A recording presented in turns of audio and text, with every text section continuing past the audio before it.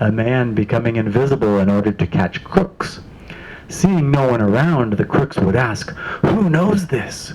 The only answer they got, "The shadow knows." Looking back, there may be some profound truth here. Just the word shadow has long had a mystical connotation. If the answer had been "God knows," it would have been meaningless, but "the shadow knows" is enough to make one's hair stand on end. In summary, the one who died was the unique human person, Jesus. The one that arose was Christ, no human or divine person. The resurrection is the revelation of Christ, not Jesus and not God, but the real Christ. Remember, it was not Jesus' own human nature that was eternally one with God, but God's own human nature, and the revelation of this truth is the resurrection.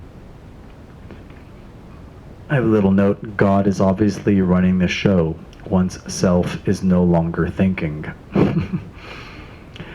A wonderful way to understand how man becomes Christ is Paul's analogy.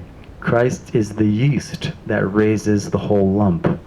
Human nature is the dough, the Logos is the yeast, and all rise to become Christ, the whole loaf. End note. From earliest days to this, there has always been the issue of whether the resurrected body is a physical body, such as man knows it here on earth, or if it is a spiritual body, such as man does not experience here on earth. The argument, however, is fatuous, since no one can actually define either one, the true nature of a physical body or a spiritual body. Let us consider the following notions. 1. To my knowledge, all the old Greek philosophers regarded matter as eternal. I am not aware any of them probed the real nature or essence of matter, although they regarded it all as subject to flux and change, yet none really regarded prime matter, the origin of all this impermanence, as anything but eternal, having no origin. Number 2, in Genesis, it says nothing at all of God creating prime matter or matter itself. That God created heaven and earth is all we get, this earth being a formless void, seemingly nothing but water. Number 3, Origen states that no man knows the true nature of matter, and indeed, man is still looking for this. Several of the fathers, Gregory of Nyssa for one, thought the true nature of matter was spiritual in nature.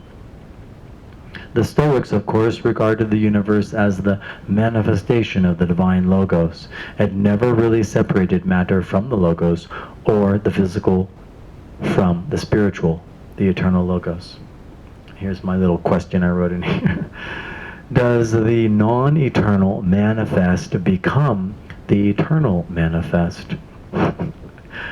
Sometimes these questions come to me like pages later. Anyway, bottom of page 382, finishing up the chapter.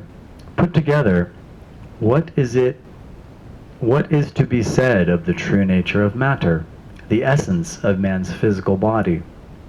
The controversy can be pinpointed to the discrepancy between the apostles affirming Jesus appeared to them in a physical body, which then disappeared forever, and Paul's seeing the resurrected Christ as not Jesus in the flesh, and thus regarded the resurrection as a spiritual body. Neither deny a body. What is at odds is its eternal nature. The bottom line is that man neither knows the true nature or essence of either matter or spirit, much less its eternal nature. Although man can choose to believe whatever he will, in the end, however, his beliefs will come to naught in the face of truth. And I thought she was going to give the answer. People were always asking her, to whom is this revelation revealed? And because there was no who, she had to explain, to the body. The body knows this resurrection. It's the wisdom of the body. So that's the chapter on resurrection. Ascension is next. Have a great week.